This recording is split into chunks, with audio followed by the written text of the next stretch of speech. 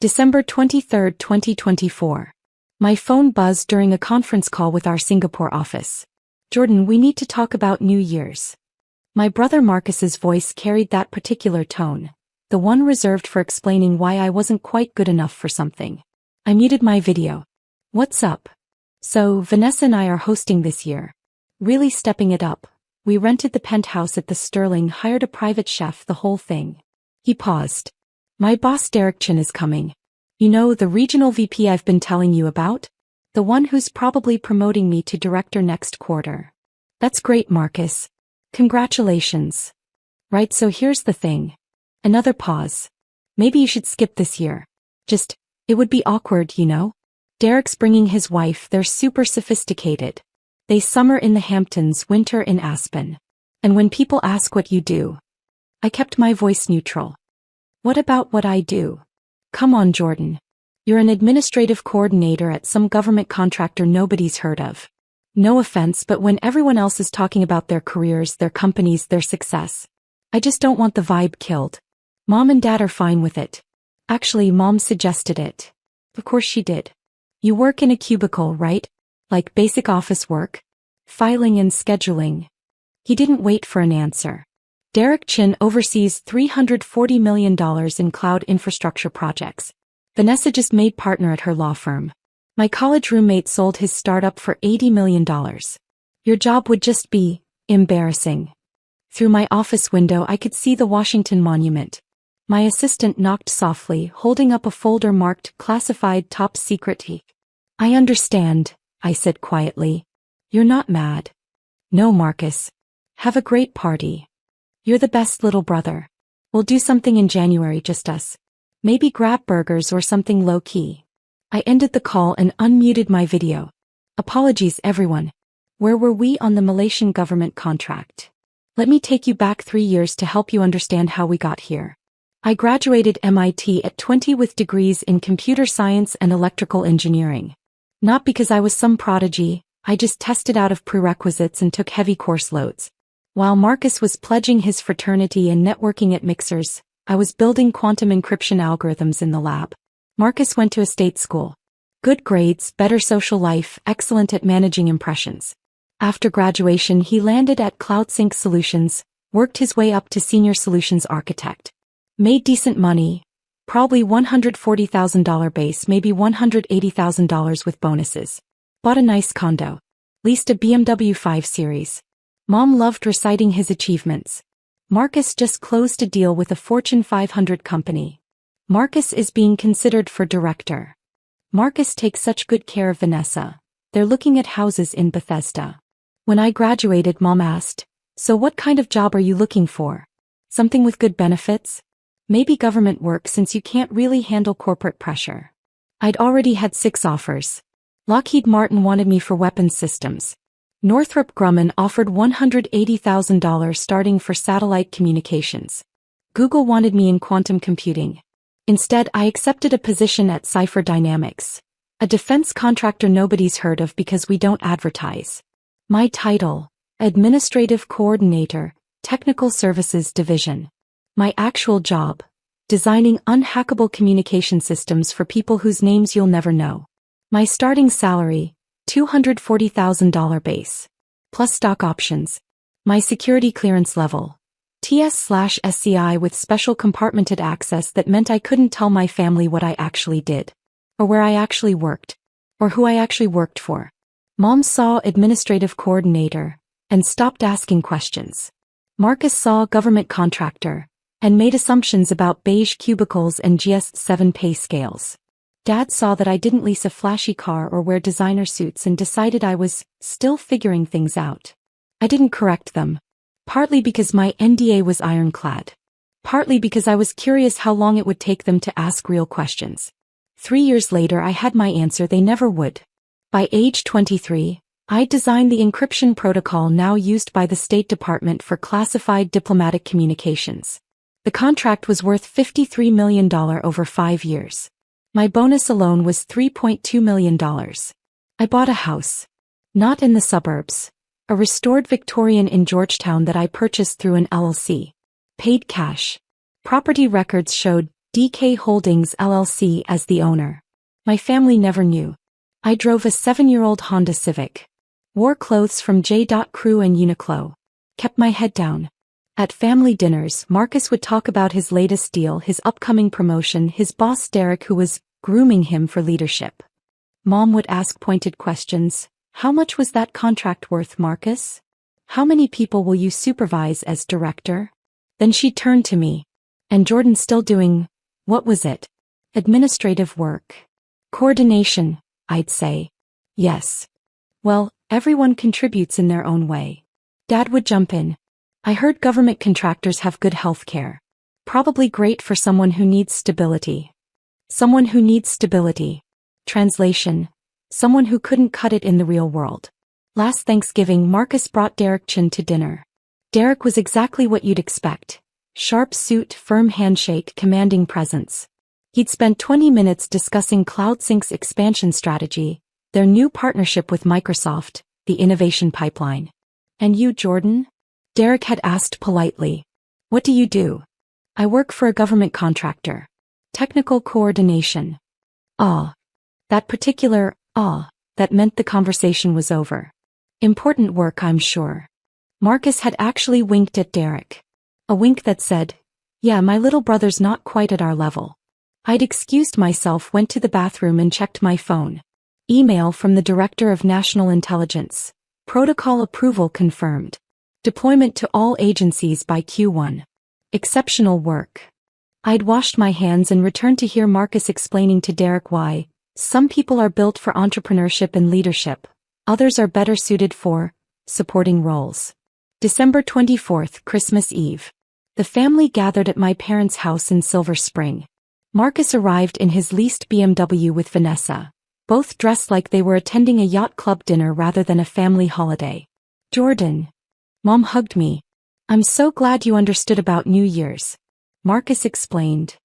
He did. It's just, Derek is very important to Marcus's career. And you know how these corporate types are. They judge you by association. Having someone there who's just doing basic administrative work. I understand, Mom. Dad clapped me on the shoulder. Maybe next year you'll have something better to talk about. Have you thought about going back for an MBA? Marcus's connections might be able to help you get into a decent program. Marcus's connections. I had 3 graduate degrees I'd never mentioned. MIT had offered me a full doctorate with funding. I turned it down for the job. Dinner was the Marcus show. His upcoming promotion. The Sterling penthouse rental, $8,500 for one night, which he mentioned twice. The private chef, another $3,000. Derek Chen's importance, mentioned at least 8 times. The guest list, all high achievers naturally. We even hired a professional photographer, Vanessa added. For social media. You know how important personal branding is. I'd nodded along, eating turkey, letting them perform. After dinner, Marcus pulled me aside. You're really okay with skipping New Year's? Absolutely. Because I can feel you being weird about it. I'm not being weird, Marcus. I hope you have a great time. He studied my face. You know what your problem is. You never pushed yourself. You took the safe route, government job, steady paycheck, no ambition. Look at me, I took risks, networked, climbed the ladder. That's the difference between us. I could have told him that the government contractor nobody's heard of had $2.8 billion in active contracts. That my current project was designing the communication infrastructure for a classified satellite network. That my stock options were worth $12 million investing next quarter. Instead I said, you're probably right. He'd smiled, satisfied. I'm telling you this because I care. Maybe the new year is when you finally push yourself. December 31st. While Marcus hosted his party at the Sterling I worked, our Singapore office needed approval on protocol modifications. There was a deadline issue with the Australian Defence Force contract. And I had a board meeting scheduled for January 3rd that needed preparation. Yes, board meeting. Because 2 years ago, Cipher Dynamics had promoted me to Chief Technology Officer. At 23, I became the youngest C-suite executive in the defense contracting sector. My salary jumped to $480,000 base. My total compensation package, including stock and bonuses, was $2.1 million annually. I also joined the board of directors. Not as an observer. as a voting member with equity stake. I hadn't told my family. Partly because of the security clearances, I genuinely couldn't discuss most of my work. Partly because I was conducting an experiment. How long could successful people who claimed to love me remain completely incurious about my actual life? 3 years. The answer was 3 years. At 11:47 p.m. my phone buzzed. Marcus from the party. Happy almost New Year, bro. Sorry you couldn't make it. Derek just said I'm definitely getting director. Best night ever. I texted back. Congratulations. Well deserved. At midnight I toasted with my cat, reviewed the Malaysian contract one more time and went to bed. January 2nd. My assistant Sarah knocked on my office door. Your 2 p.m. is here early. Derek Chin from CloudSync Solutions. I looked up from the classified brief I was reviewing. Derek Chin. Sir. He's your brother's boss, right? He seemed anxious when he saw the board meeting agenda and realized you're the CTO he'd be presenting to. Give me 5 minutes. Offer him coffee. I pulled up CloudSync's file. They were pitching to become our cloud infrastructure vendor. A 3-year contract worth $127 million.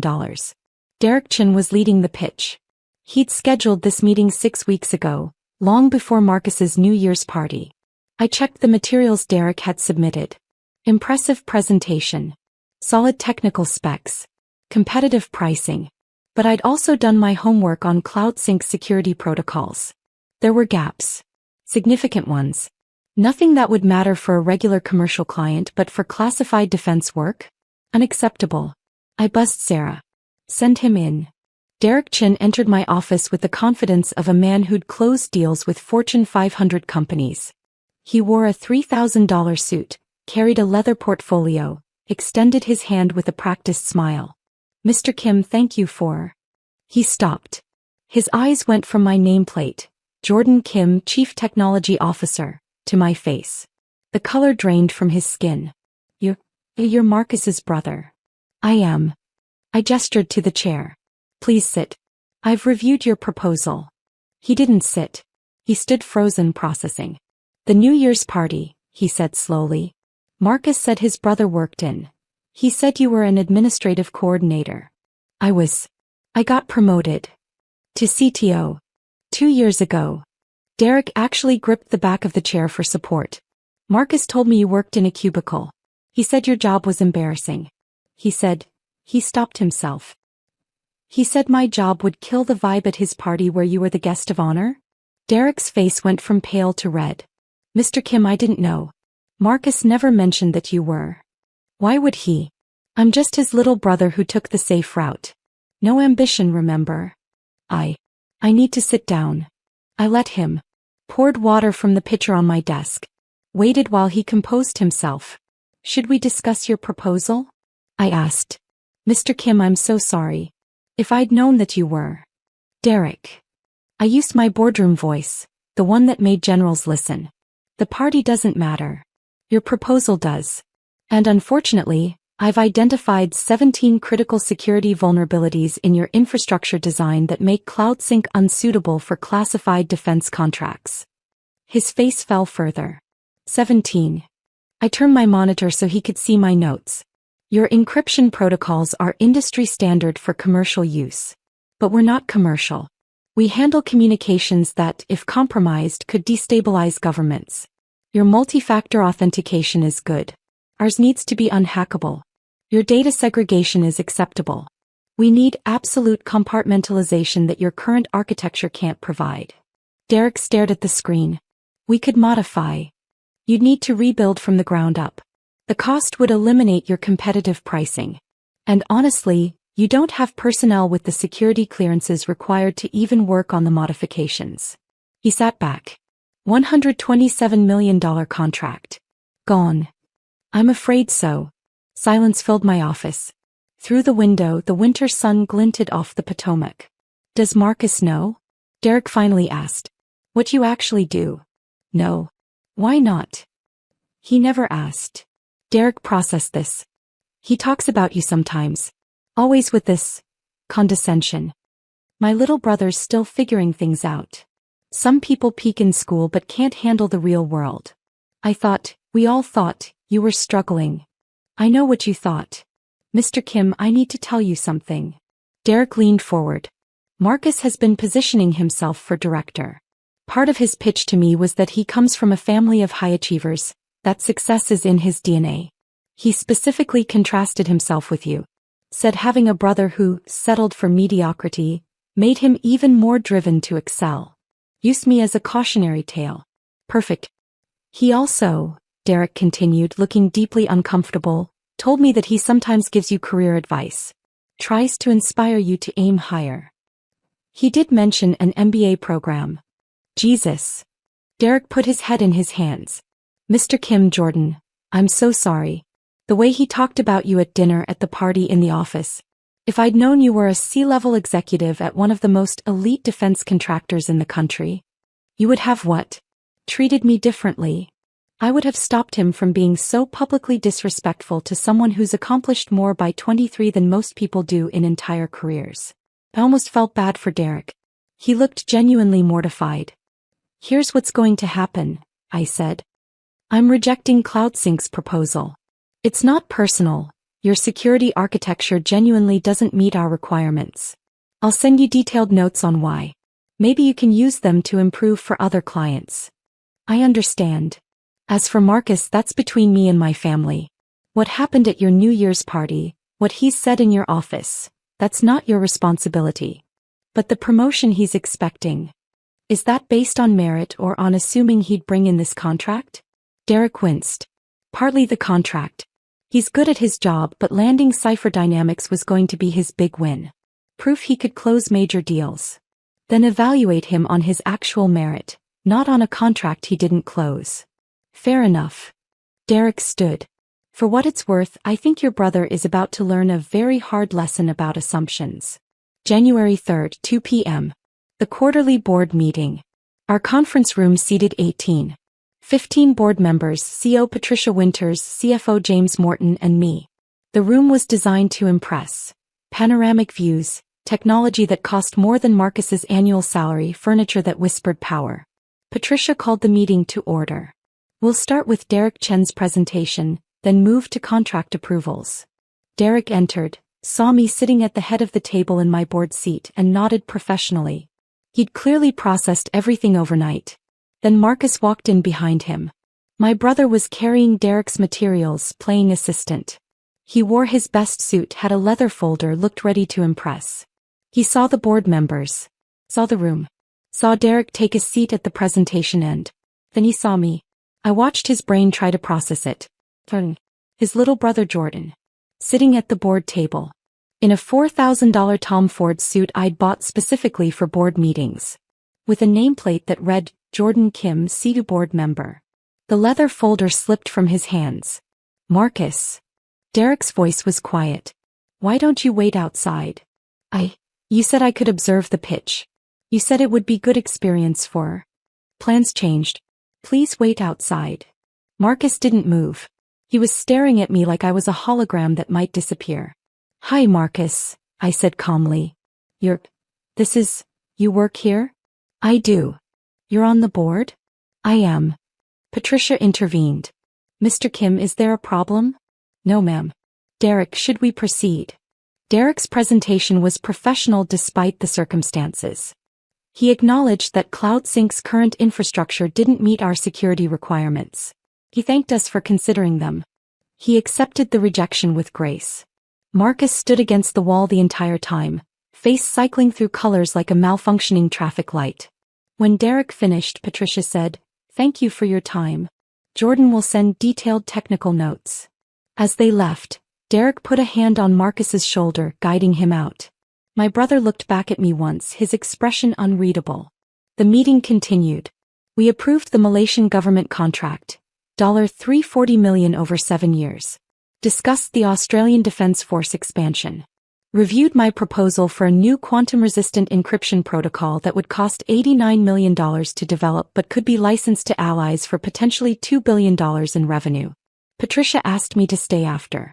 That was your brother? Yes, ma'am. The one who told Derek you were an administrative coordinator? Word traveled fast. He wasn't wrong. I was an administrative coordinator. I just progressed. She smiled slightly. Jordan, you're the youngest CTO in defense contracting. You hold patents on encryption systems used by 14 allied governments. Your work is literally keeping people alive in war zones. And your family thinks you work in a cubicle. They never asked what I actually did. You never told them. No, ma'am. Why not? I thought about it. I wanted to see if they loved me enough to be curious. Turns out the answer was no. Patricia, who'd served as deputy director of the NSA before joining Cipher Dynamics, nodded slowly. My father told me women couldn't handle executive pressure. When I made deputy director, I didn't tell him. I wanted him to ask about my life to show interest. He never did. What happened? He read about my appointment in the Washington Post. Called to congratulate me. I told him congratulations were 15 years too late. My phone started ringing at 4:47 p.m. Marcus, 23 missed calls.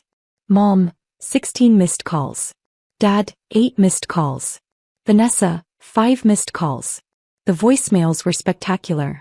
Marcus, what the F you, Jordan? You're a CTO? You're on the board? Do you know what you just did to me? Derek is furious. He thinks I lied about you. Call me back. Mom, Jordan, Marcus is very upset. He says you embarrassed him in front of his boss. Why didn't you tell us about your job? We could have been so proud. Call me immediately. Dad, son, we need to talk about this situation with Marcus. He's saying you sabotaged his career. That can't be true, right? I didn't call back. Instead, I finished my work, had dinner with my actual friends, colleagues who knew exactly what I did and were impressed by it, and went home to my Georgetown house. At 9:30 p.m. my doorbell rang. Marcus stood on my porch, Vanessa behind him. He looked like he'd aged 5 years in 7 hours. We need to talk. I let them in. Vanessa immediately started examining my house. The original woodwork I'd restored, the art I'd collected, the furniture that cost more than her law firm's salary suggested she could afford. How long? Marcus asked. How long what? How long have you been CTO? How long have you lived here? How long have you been, whatever you are? CTO for 2 years. Lived here for 3. Been designing classified communication systems since I graduated MIT.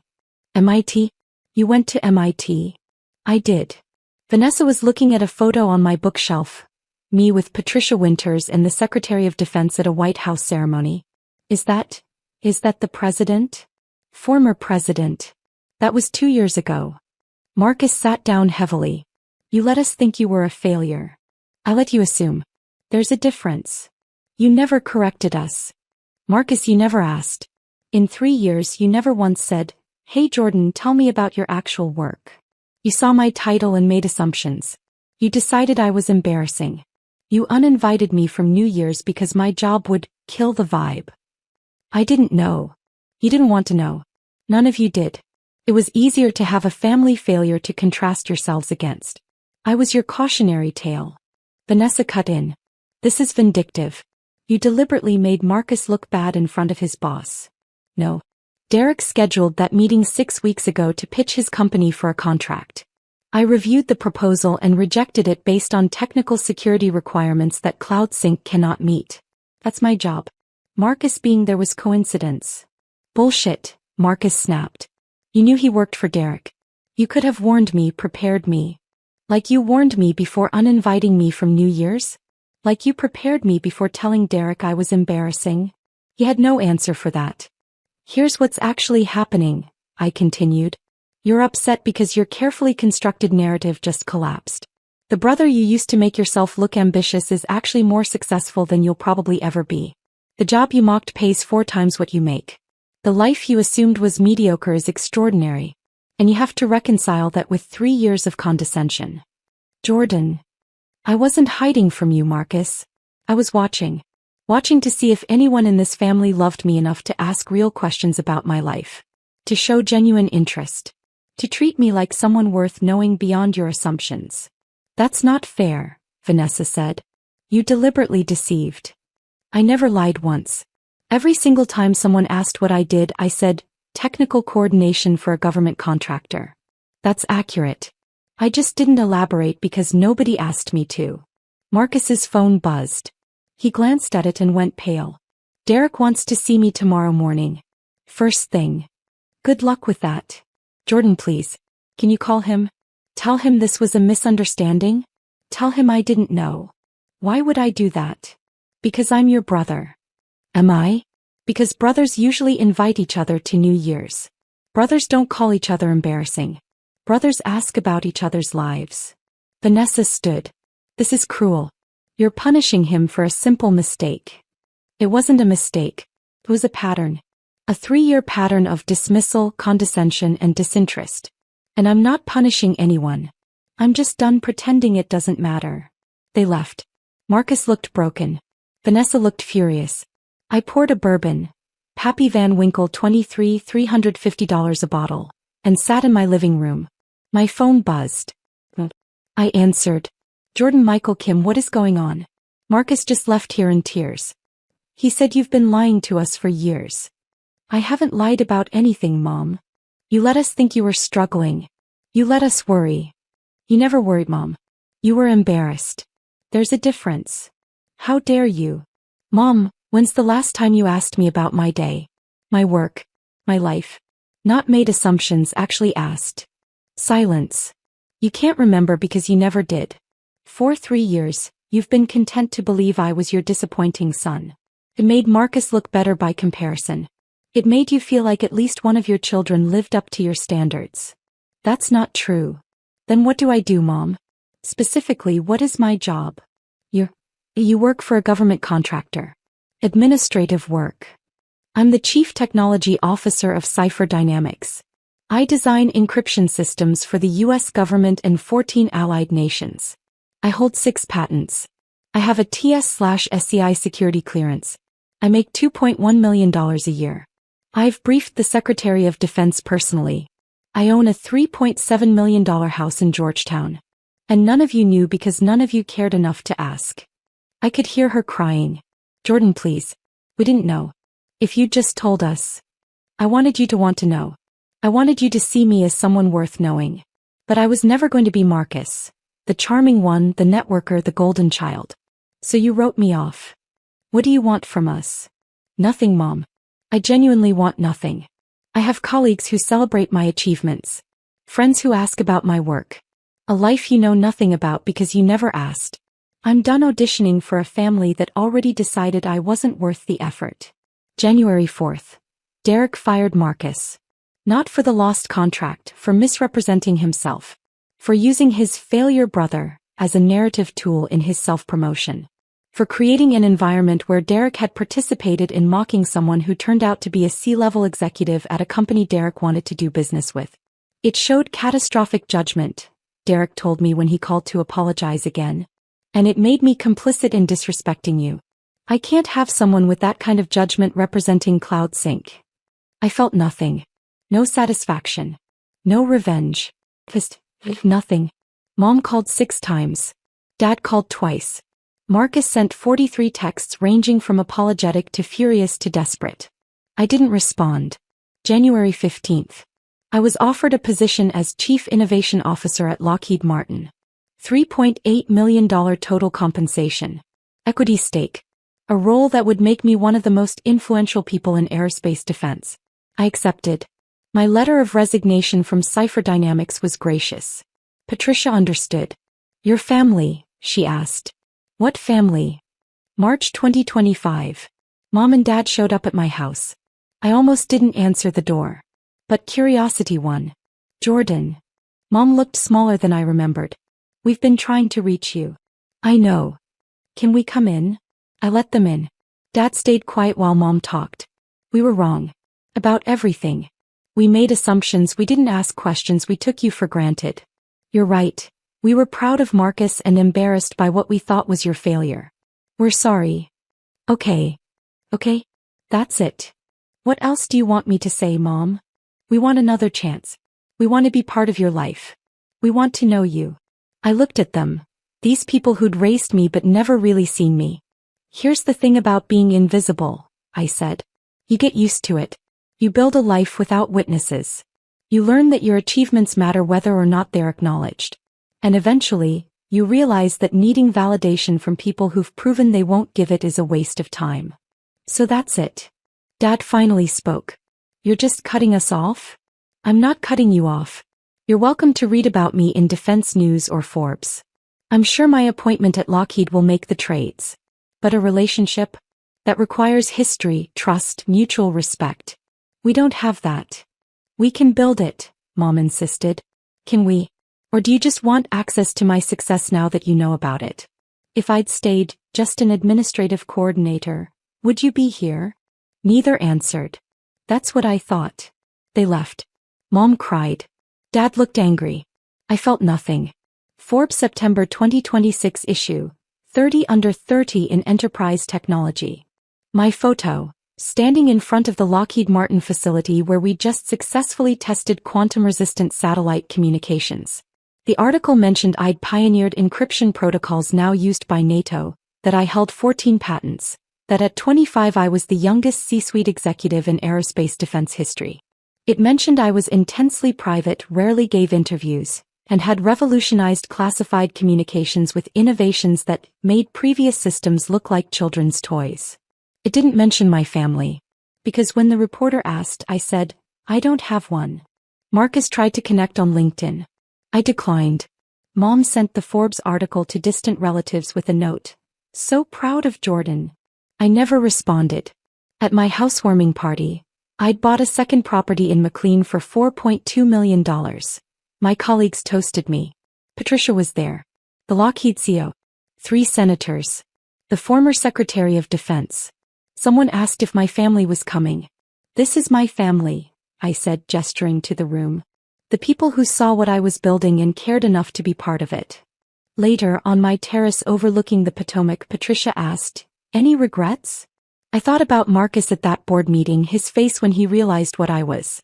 Mom crying on the phone. Dad's anger. No, I said. You can't regret cutting out people who were never really there to begin with. Cold, she observed. Honest, I corrected. My phone buzzed.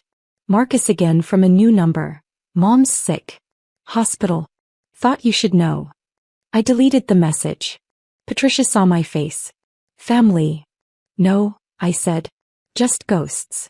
I raised my glass to the people who'd actually shown up. The ones who'd asked questions, celebrated achievements, seen me as someone worth knowing. The people who'd never needed me to prove I was worth their time. My real family.